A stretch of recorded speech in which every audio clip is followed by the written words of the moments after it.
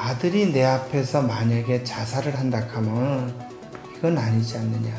그럴 바에는 내가 먼저 자살을 해버리자. 저는 이해가 안 가고 너무 안타깝고 불쌍한 생각이 듭니다.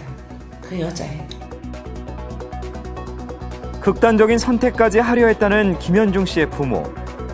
나는 꽃뱀이 아니라고 호소하며 임신과 유산에 대한 직접적인 증거 자료를 언론에 공개한 전 여자친구 최모 씨. 이들의 안타까운 진실 게임이 또 시작됐습니다. 2014년 5월의 첫 번째 임신, 진실인가 거짓인가? 김현중 씨 측은 2014년 5월 최모 씨가 임신을 한 적이 없었다고 주장한 바 있는데요. 작년 5월에 임신한 사실도 없다는 게 사실조회 해신서, 산부인과 해신서에 의해서 밝혀졌고, 하지만 최모 씨는 임신 테스트기를 통해 임신 사실을 분명히 확인했지만 너무 초기였던 나머지 초음파에 아기집이 보이지 않았을 뿐이라고 주장했습니다. 초음파를 찍는다는 거는 이제 아기집이라든지 뭔가 형성돼야 되는데 그건 아직 형성되기 전이라서 그건 안 한 것으로 알고 있습니다. 최모 씨는 30일 당시 김현중 씨와 나눈 문자 메시지 대화 내용을 공개했는데요.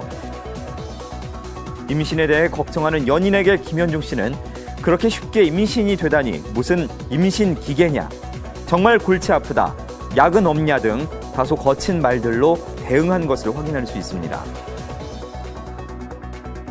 또 친한 동생에게 임신이 확실해 보이는 테스트기 사진을 보냈던 사실도 공개한 최모 씨. 이에 대한 김현중 씨 측 입장은 어떨까요?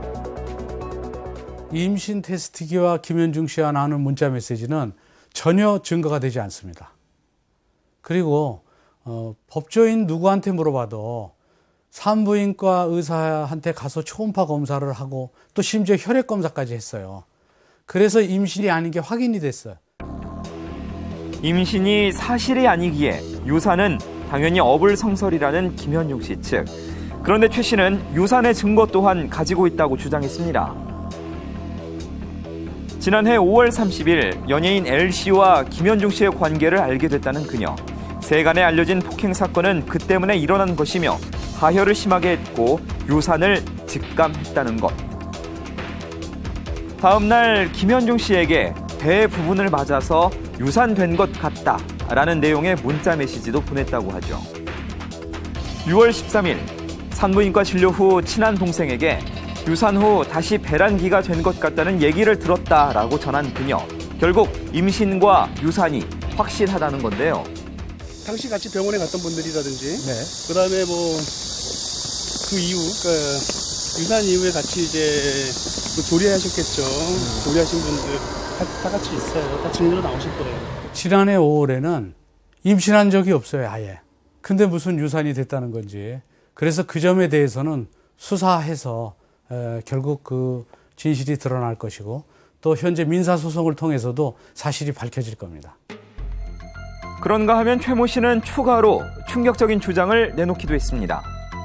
5월 30일 유산 후 6월 말 다시 임신을 했다는 것. 이에 대해 김현중 씨와 나눈 문자 메시지 대화 내용도 공개했는데요.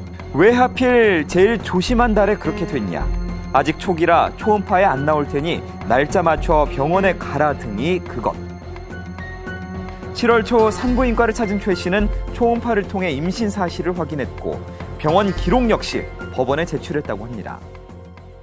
법원에 상대 직위 초음파 사진을 증거 자료로 제출한 적은 없어요.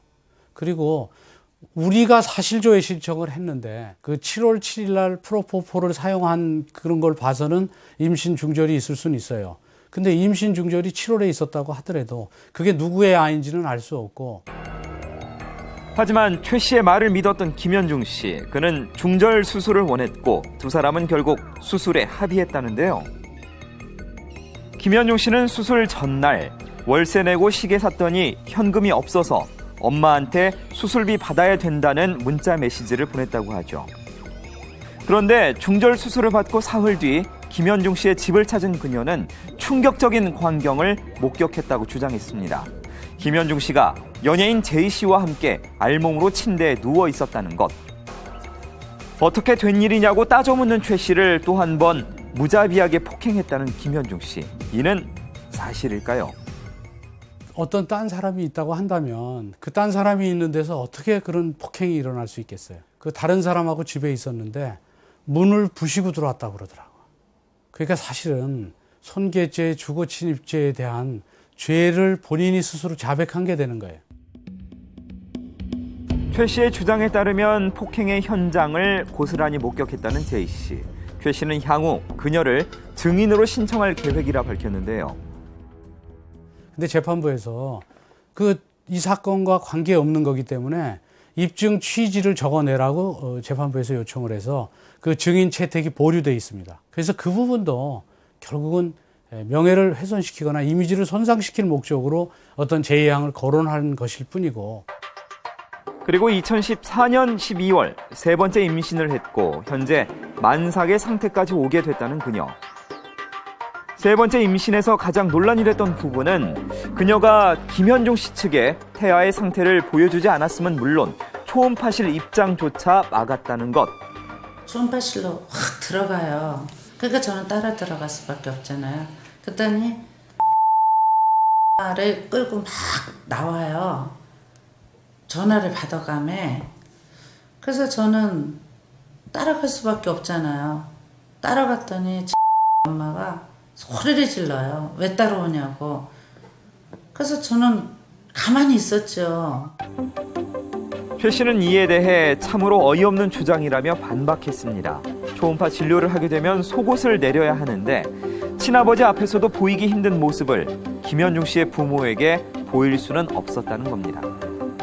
하지만 우리나라에서 손꼽히는 종합병원에서 검사를 받았고 담당 교수는 초음파 사진을 보여주며 2014년 12월 20일경 임신이 된 것 같다는 설명까지 해줬다고 하죠. 그 피고 측 부모님 계시죠? 부모님 두 분하고 저랑 그다음에 우리 원고 같이 4명이서 같이 그 진찰실에서 의사 선생님으로부터 직접 다 설명을 받았어요. 초음파 사진 다 받고요. 근데 그걸 갖다가 아직까지 안 받았다고, 그리고 지나서도 안 받았다고 말씀하시는 건데. 이에 대해 김현중 씨 측은 석연치 않은 부분이 있다는데요. 시간이 틀립니다. 10시 40분에 나와 있어야 될 초음파 사진이 시간이 11시 20분, 11시 22분께 와 있습니다. 그러면 이름이라도 가 있었으면 믿었을 겁니다. 이름도 없습니다. 다른 사람은 다 왜 이름이 나오는데 왜 이름이 없이 나오는 거며. 진실은 당사자들만이 알 수 있을 터. 현재 최모 씨는 극심한 스트레스로 인해 조산의 위기를 겪고 있다고 전했는데요. 끝없는 고통의 터널을 걷고 있는 건 그녀만이 아니었습니다. 한때는 아시아를 호령하던 아들의 믿기 힘든 변화를 그저 지켜봐야 했던 부모님. 사실 1월달부터 4월달까지 저희는 그러면 결론적으로는 저희 큰아들만 남게 돼 있을 뻔했어요.